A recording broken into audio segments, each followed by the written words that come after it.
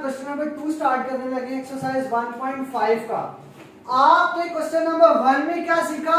Determinants को find करना कि डिटर्मिनेंट फाइंड होते कैसे हैं।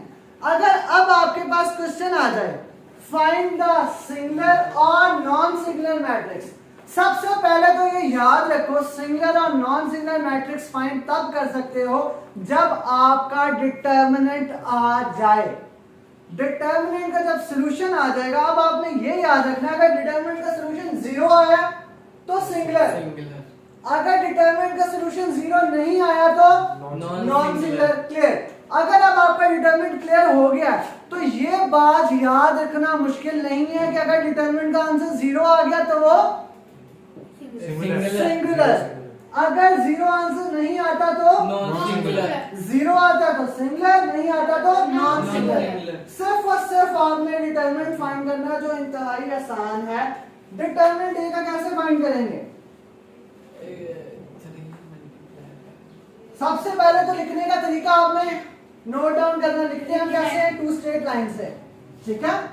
अब क्या करते हैं हम? क्रॉस मल्टीप्लाई, दरमियान में साइन माइनस का। चलो करते हैं। 3 4 3 4 12 12 6 2 12 6 2 12 0 आंसर। आंसर 0। ये क्या हुआ? सिंगुलर। सिंगुलर हो गया। हम सिंगुलर के लिए एस लिख देते हैं और नॉन सिंगुलर के लिए एन लिख देंगे या एन एस लिख लेंगे, ठीक है। हमारे पास ए का डिटर्मिनेंट 0 आ गया तो अब हम इसको क्या कहेंगे? ये मैट्रिक्स कौन सा है? सिंगुलर मैट्रिक्स है। आगे देखो सी का डिटर्मिनेंट, पहले बी फाइंड कर लेते हैं। ये ए पार्ट है, ये पहला पार्ट है, दूसरा तीसरा चौथा, इस तरह हमने लिख लिया। तो बी पार्ट हम फाइंड करते हैं 4 3 1 2। हमेशा जब भी डिटर्मिनेंट आए पहला स्टेप ये रिप्रेजेंटेशन। आपको जब कॉल किया जाता है आपका एक नाम होता है, ऐसे इसी तरह जब हम डिटर्मिनेंट कॉल कर रहे हैं तो वो ये है, वो ये नहीं है। अक्सर बच्चे गलती क्या करते हैं, वो यहाँ पे भी या तो ये वाली ब्रैकेट डाल देते हैं और डिटर्मिनेंट फाइंड कर लेते हैं, तो ये गलत है। डिटर्मिनेंट लिखा ही ऐसे जाता है, कैसे? 2 स्ट्रेट लाइन से। क्या करना है? 4 2 8 4 2 8 दरमियान में क्या साइन होगा? Minus 3 3 1 3 8 minus 5। 5 सिंपल है, 8 में से 3 निकाल दो तो पीछे क्या रह गया? 5। तो आंसर नॉन सिंगुलर 5। क्या हुआ? नॉन Non सिंगुलर हमने क्या singular. कहा था? एन एस से लिख देंगे। हुसैन के कहने पे हम नॉन सिंगुलर को एन एस से लिख देंगे। आगे आ जाओ, थर्ड पार्ट सी 7 3 9 5। कैसे लिखेंगे? ऐसे। बार बार हर पार्ट में मैं जोर डाल रहा हूं, हम इसको ऐसे लिखेंगे। जोर इसलिए डाल रहा हूं क्योंकि क्वेश्चन जो ऐसे सवाल होते हैं ना बच्चे उसमें यही गलती करते हैं कि ऐसे लिख देते हैं। अच्छा 35 7 5 35 35 माइनस आएगा, 27 माइनस आएगा आपके डिटरमिनेंट का। आगे क्या? 9 3 लेकिन यहाँ पे क्या साइन है? माइनस का। तो साथ क्या आएगा? माइनस 27। तो माइनस 27 आ गया। अब आप अपने कैलकुलेटर में ऐसे डालो तो वो आपको ये देगा ऐड करके। क्यों? यहाँ पे माइनस मल्टीप्लाई बाय माइनस हो जाएगा। माइनस मल्टीप्लाई बाय माइनस क्या होता है? प्लस प्लस होता है। Very good. Minus plus minus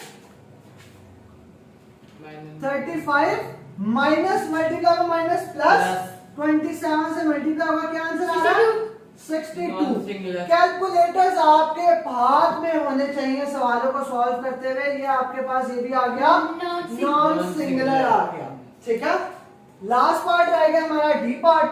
same हम करेंगे 5 - 2 - 10 और 4 क्रॉस मल्टीप्लाई। 5 4 20। दरमियान में क्या साइन आएगा?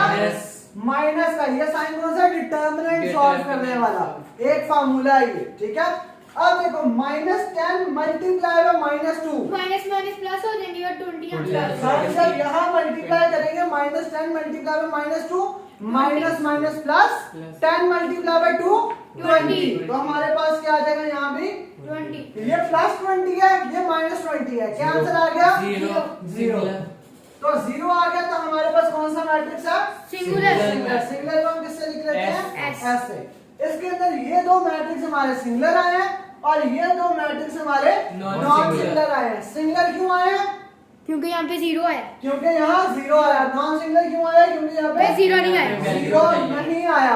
अगर ऐसा आपके पास एमसीक्यूज में ऐसा सवाल आ जाता है, कैसा सवाल आता है आपके पास? फॉर एग्जांपल ले रहे हैं हम कि a this equals to 0,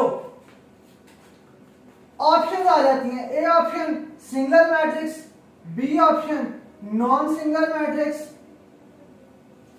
C option कुछ भी आ जाता है। तो आपको ये पता होना चाहिए ये डिटरमिनेंट है। ये डिटरमिनेंट किसके बराबर आ गया? 0 के। तो ये कौन सा? सिंगुलर। सिंगुलर। आपने किसको मार्क कर देना? अपने सिंगुलर। सिंगुलर को, वो चाहे पहली ऑप्शन हो चाहे आखिरी ऑप्शन हो। ठीक है, एमसीक्यूज के लिए मोस्ट इंपॉर्टेंट क्वेश्चन है। Thank you students.